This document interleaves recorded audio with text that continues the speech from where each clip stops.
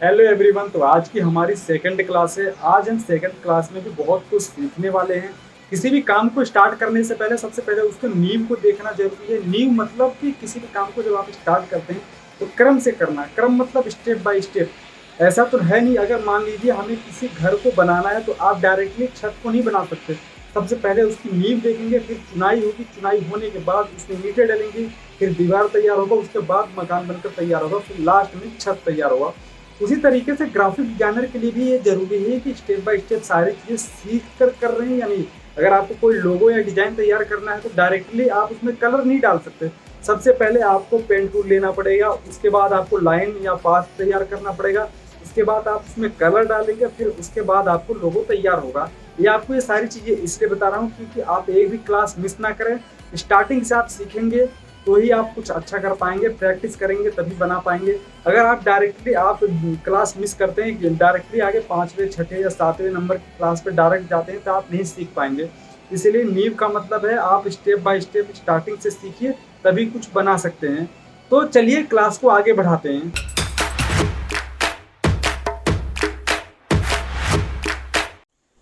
तो आज की हमारी सेकंड क्लास है direct selection tool. Selection tool के बारे में तो हम पिछली क्लास में जान चुके हैं। आज डायरेक्ट सिलेक्शन टूल के बारे में जानेंगे। इनमें कुछ ज़्यादा खास अंतर नहीं है, लेकिन कुछ चीज़ें हैं जो हमारे सिलेक्शन टूल से काफ़ी अलग हैं। तो चलिए वीडियो को आगे बढ़ाते हैं और तो चलिए स्टार्ट करते हैं। तो सबसे पहले आप देख सकते हैं हमारा ये सिलेक्शन टूल है जो कि ब्लैक कलर में है और जो उसका आउटलाइन है वाइट कलर में है, और जो हमारा डायरेक्ट सिलेक्शन टूल है वो पूरे वाइट कलर में है। तो सबसे पहले मैं यहाँ पर एक रेक्टेंगल ड्रैग कर लेता हूँ फॉर एग्जांपल के लिए। अगर आपको कुछ बताना हो तो मैं इस रेक्टेंगल या आप ऑब्जेक्ट भी बोल सकते हैं, इस ऑब्जेक्ट के थ्रू आपको समझाना चाहूँगा।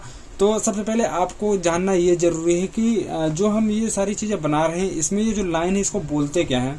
मान लीजिए मैंने यहाँ पर एक लाइन ड्रॉ कर दी। यहाँ लाइन ड्रॉ करने के बाद अब इसको क्या बोलते हैं, इसको हम बोलते हैं पाथ। आप ये जो लाइनें देख रहे हैं इन लाइनों को हम बोलते हैं पाथ।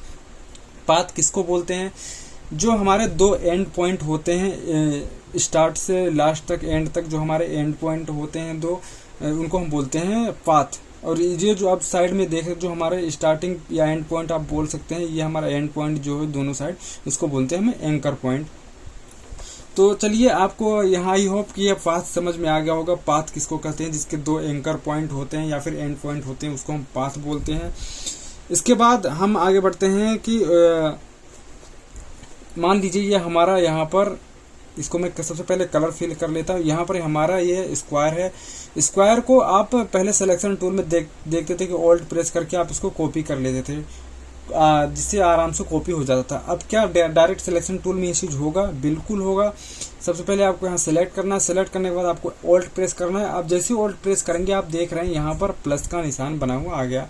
तो जो हमारा कर्सर है, कर्सर के साथ में प्लस बना हुआ है, और आप इसको ड्रैग करेंगे तो हमारा जो ऑब्जेक्ट है वो कॉपी हो जाएगा। तो इसमें भी दोनों चीज़ें सारी लगभग सेम हैं। तो इसके बाद आपको बताना चाहूँगा, यहाँ पर आप देख सकते हैं यहाँ पर जो हमारा बाउंड्री है, बाउंड्री के अंदर यहाँ पर ये सर्कल बना हुआ आ रहा है। इसका क्या मतलब है, ये होता क्या है? दरअसल ये हमारा जो इलिस्ट्रेटर सीसी जो है इस वर्जन में, अपडेट वर्जन में आ रहे हैं। जो हमारे 2016-17 है उनमें ये सारी चीज़ें नहीं है।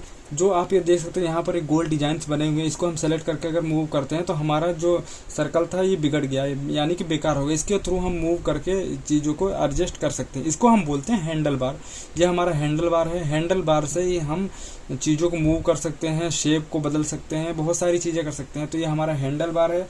तो चलिए आगे बढ़ते हैं। तो यहाँ पर मैं, आप देख सकते हैं यहाँ पर मैंने यहाँ पर जो हमारा स्क्वायर है, स्क्वायर में यहाँ पर एक एंकर पॉइंट को, यहाँ पर राइट साइड वाले एंकर पॉइंट को मैं सेलेक्ट किया, फिर यहाँ से डिलीट कर दिया। जैसे ही डिलीट किया आप देख सकते हैं जो हमारा स्क्वायर था अब ट्राइंगल बन चुका है। तो इस तरीके से आप डिलीट करने का भी यूज कर सकते हैं, जो कि इस बहुत ही ईजी है और बहुत इंटरेस्टिंग सा टूल है। काफ़ी अच्छा लगा मेरे को। और आप इस एंकर पॉइंट से किसी भी ऑब्जेक्ट को डिलीट भी कर सकते हैं। जो आपको एंकर पॉइंट डिलीट करना हो डिलीट कर सकते हैं। काफ़ी आसान है और काफ़ी अच्छा टूल है। चलिए आगे बढ़ते हैं। और हैंडल बार जो हमारा होता है, हैंडल बार से और भी बहुत सारी चीज़ें कर सकते हैं। जैसे कि आप देख सकते हैं यहाँ पर आपको एक पेन टूल बना हुआ नजर आ रहा है। इसमें आपको ज़्यादा कुछ खास नहीं करना है, आपको सिर्फ एग्जांपल के लिए बता रहा हूँ। जैसे आप इस पर क्लिक करेंगे, सबसे नीचे आपको नजर आ रहा होगा एंकर पॉइंट टूल, इस पर मैं क्लिक करता हूँ। अब यहाँ पर मैं चाहता हूँ कि यहाँ पर जो हमारा स्क्वायर है, यहाँ पर मैं इसको एक और एंकर पॉइंट ऐड करना चाहता हूँ, मैं यहाँ से इसको उठाना चाहता हूँ। तो इसके लिए क्या करेंगे, आप देख रहे हैं यहाँ पर एंकर पॉइंट बना हुआ आ रहा है, तो यहाँ पर मैं पेन टूल पे जाऊंगा, ऐड एंकर पॉइंट टूल। यहाँ से आप जैसे प्लस करेंगे, हमारा एक एंकर पॉइंट और ऐड हो जाएगा, और मैं यहाँ से इसको छोटा या बड़ा या मूव कर सकता हूँ। इसके बाद आता है हमारा यहाँ पर सेम हमारा डिलीट एंकर पॉइंट। अगर हम डिलीट पे क्लिक करेंगे तो यहाँ से हम डिलीट भी कर सकते हैं, यहाँ से इस तरीके डिलीट भी कर सकते हैं। और इसके बाद हमारा थर्ड नंबर पे आता है एंकर पॉइंट टूल, ये बहुत ही इंपॉर्टेंट है। अब देखिए, मान लीजिए यहाँ पर ये एंकर पॉइंट है, मैं इसको सेलेक्ट करता हूँ। जैसे सेलेक्ट करेंगे तो यहाँ पर ऊपर और भी ऑप्शंस खुल के आ जाएंगे। अब मैं यहाँ पर लेफ्ट साइड में सेलेक्ट करता हूँ, जैसे मैंने सेलेक्ट किया यहाँ पर और ऑप्शन खुल के आ गया। अब मैं यहाँ पर देख सकते हैं कन्वर्ट, आप इसमें कन्वर्ट किस में करना चाहते हैं, स्मूथ में या फिर शार्प में। जैसे आप शार्प में कन्वर्ट करेंगे तो ऑलरेडी हमारा ये शार्प पहले से ही, हमारा जो कॉर्नर है शार्प है, हम इसको स्मूथ करना चाहते हैं। तो मैं सबसे पहले इसको सेलेक्ट करूंगा, सेलेक्ट करने के बाद इसको मैं क्लिक कर दूंगा स्मूथ पर। जैसे आप स्मूथ करेंगे, आप देखते हैं हमारा जो कॉर्नर था स्मूथ हो चुका है। तो आप इस तरीके से इसका यूज कर सकते हैं। तो इसमें बहुत सारी चीज़ें आप इस टूल के थ्रू कर सकते हैं। चलिए फिलहाल के लिए मैं आपको कुछ बनाकर दिखाता हूँ। तो सबसे पहले मैं इसको छोटा कर लेता हूँ। मैं यहाँ पर सिलेक्शन टूल और डायरेक्ट सिलेक्शन टूल दोनों का यूज करने वाला हूँ। सबसे पहले मैं यहाँ से एक रेक्टेंगल ले लिया। रेक्टेंगल लेने के बाद मैं इसका जो स्ट्रोक है 0.5 रखता हूँ और इसका साइज थोड़ा बढ़ा लेता हूँ। इसको मैंने इतना साइज कर लिया। इसके बाद मैं डायरेक्ट सिलेक्शन टूल से इसको इस तरीके से थोड़ा सा मूव कर लूँगा, और इसके बाद एक और मैं लूँगा यहाँ से। यहाँ पर आपको स्मार्ट गाइड ऑन रखना है, ये आपको बताएगा कि आपकी लाइनिंग कहाँ पे जा रही है। तो हमारा पाथ यहाँ पर हमें इस तरीके से यहाँ पे सेट कर देना है। तो आपको कुछ इसमें लैपटॉप की तरह दिख रहा होगा, तो दरअसल मैं लैपटॉप ही बनाने वाला हूँ। मैं थोड़ा इसको ऊपर कर लेता हूँ। आप यहाँ पर अप डाउन बटन से भी एरो की है हमारा, जो अप डाउन करके भी मूव कर सकते हैं। इसके बाद मैं यहाँ से एक और लाइन ड्रॉप करूँगा। यहाँ पर मैंने ये रेक्टेंगल बना लिया, इसको मैंने यहाँ कर लिया। इसके बाद आपको बताया था हमने कि ये जो हमारा सर्कल है, यहाँ पर छोटे छोटे जो डॉट सर्कल बने हुए, इससे हम स्मूथ कर सकते हैं। तो मैं इनके कॉर्नर को स्मूथ करता हूँ। तो मैं यहाँ फिलहाल के नीचे वाले कॉर्नर को बस करूँगा। तो इसके लिए आपको सिर्फ नीचे वाले कॉर्नर को ही सेलेक्ट करना है। तो मैं इसको नीचे वाले को सेलेक्ट करके मैं इसको थोड़ा सा स्मूथ कर लेता हूँ। सेम मैं राइट साइड वाले को भी करूँगा इसी तरीके से। तो हमारा ये कॉर्नर जो है स्मूथ हो चुका है। इसके बाद हमें सेम यही चीज़ ये हमारे लैपटॉप के लेफ्ट साइड में भी करनी है। तो इसके लिए मैं यहाँ से इस तरीके से एक लाइन ड्रॉप करूँगा। यहाँ पर आप देख सकते हैं स्क्वायर बना लिया मैंने। स्क्वायर बनाने के बाद मैं इसको इस तरीके से यहाँ सेलेक्ट करूँगा। सेलेक्ट करने के बाद मैं इसको यहाँ पर सेट कर दूँगा। ठीक है, मैंने इसको इस तरीके से यहाँ पर सेलेक्ट कर दिया। तो ये लैपटॉप हमारा लगभग 10% रेडी हो चुका है। मैं इसमें प्रॉपरली नहीं बनाऊंगा, इस पर आप सिर्फ आपको एग्जांपल के लिए मैं बता रहा हूँ किस तरीके से आपको करना है। हम इसमें हमारा डायरेक्ट सिलेक्शन टूल किस तरीके से काम करेगा, इसलिए आपको बता रहा हूँ। यहाँ से मैं एक और रेक्टेंगल बनाऊंगा इस तरीके से। हमारी डिस्प्ले होगी लैपटॉप की।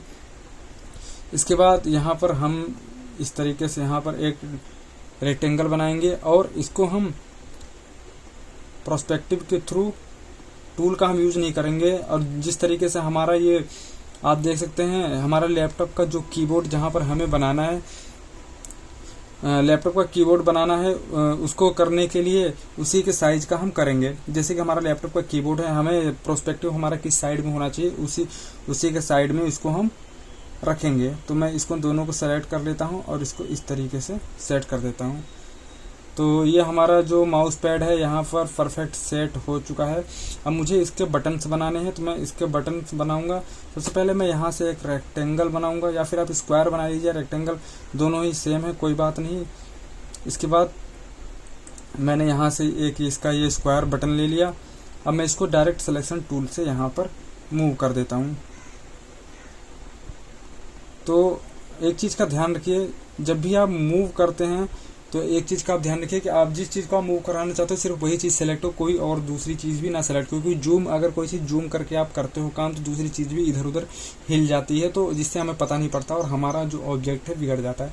तो मैं इसको यहाँ पर डायरेक्ट सिलेक्शन टूल से यहाँ पर इन दोनों को सेलेक्ट करूँगा। हमने दोनों एंकर पॉइंट को इस तरीके से सेलेक्ट कर लिया। फिलहाल के लिए मैं यहाँ पर इस तरीके से इसको सेट कर देता हूँ। ठीक है, मैंने इसको यहाँ सेलेक्ट कर दिया और आपको बताया था मैंने ऑल्ट प्रेस करके आप इसको अगर मूव करेंगे तो यहाँ पर ये इसका कॉपी हो जाएगा। इसके बाद आप कंट्रोल डी करना है। मैं एक बार और करके दिखाता हूँ आपको। ऑल्ट प्रेस करके या मैंने इसको यहाँ इस तरीके से ड्रैग किया, फिर कंट्रोल डी करना है आपको, तो हमारा जो ऑब्जेक्ट है कॉपी हो जाएगा। तो मैं इसको यहाँ पर ये कॉपी कर लिया। इसके बाद सेम चीज़ हमें फिर से करनी है। मैं इसको यहाँ से ऑल्ट प्रेस करके सिलेक्शन टूल से